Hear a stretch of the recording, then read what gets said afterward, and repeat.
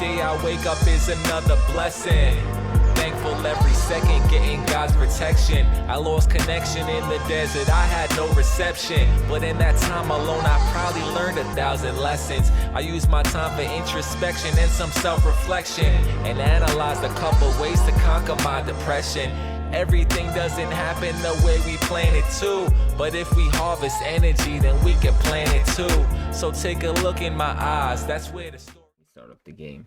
But yeah, DM, let's see what he got to say about the best and worst classes for Season 1.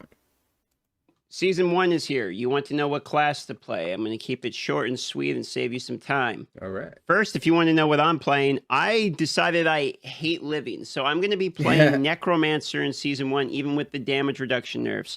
And I'm going to be playing Hardcore, and I'm going to be playing a Minion Thorn type of Necromancer build. I know it sounds stupid. If you want to watch me suffer, I will have my live stream pinned in the comment as well as the description. Come on by and enjoy the misery. With all that being said, let's talk about the real winners and losers when it comes to picking your class. Now, there's a few things we need to keep in mind when we are talking about what class to play. First and foremost, the new patch notes. Now, if we go down and we actually look at the class patch notes, I'm not going to go through all this again, but I have already covered this. If you look at...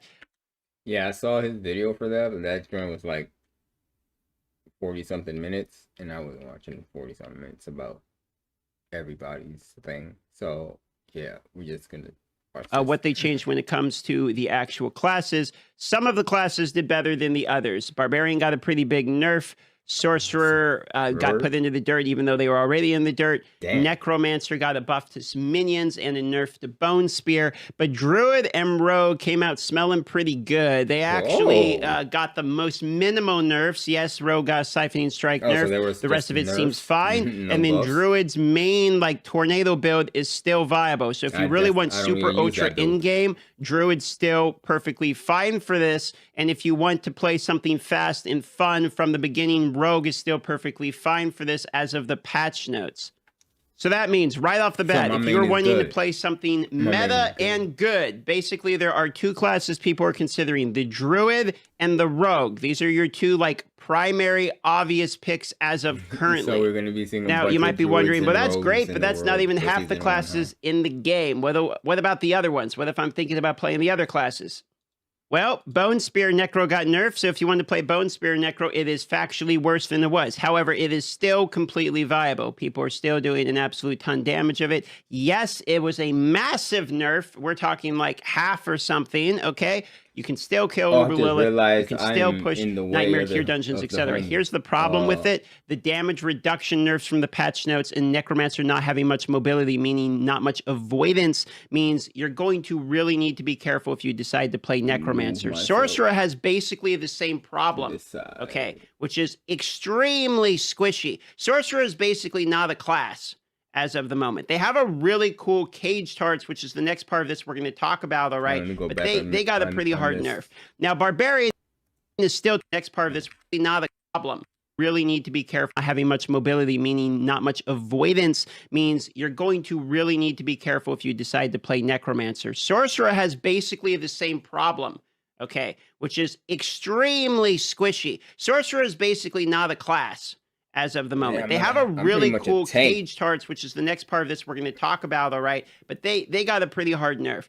Now, Barbarian is still totally viable. I'd say it's the middle one. I'd say it'd probably go like Druid best in game, Rogue best early, Barbarian's kind of the middle, does all right, and then Necromancer probably following, Barbarian followed by Sorcerer after like 18 levels. Sorcerer, and Wizard is usually that's kind of my breakdown. If you just want a quick like 1, 2, 3, 4, 5, it probably look like that. But Barbarian's still viable. Hoda had a major bug. So if you were playing the Hammer of the Ancients build on Barbarian and you were just slamming, one-shotting things and doing like 60 million damage, etc., the screenshots you see, that was a bug and it's been fixed. So a Hammer of the Ancients is going to feel factually worse. However, from what I'm seeing, they still seem totally viable.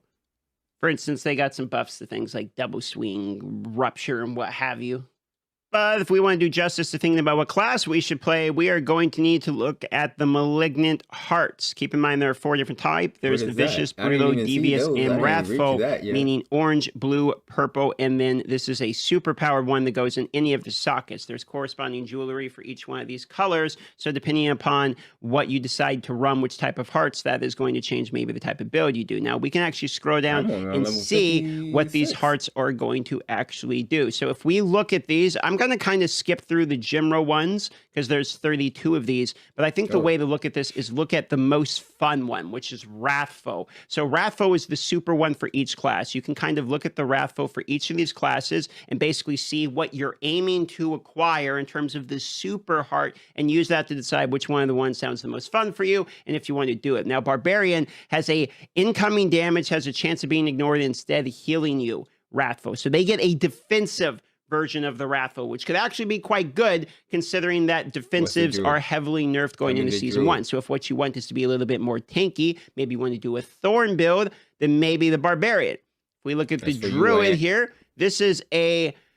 how to put this? This is a counter to CC. So if what you absolutely hate is the fact that you get frozen, feared, knocked down, etc., that's what their super does. When you're hit by a stun, freeze, or knockdown effect, there's a 40 to 60 chance to automatically activate Grizzly Rage for 3 seconds. This could actually be quite good because not only does it counter it, but Grizzly Rage itself, okay, is going to give you unstoppable as well as give you massively increased damage for things like rampaging werebeast, etc., the werewolf ones, and for the storm tornado build. So if you want to do like a shape-shifting werewolf tornado build, this fits in very well, which also happens to be probably the strongest build. So Druid did pretty good in terms of the caged hearts.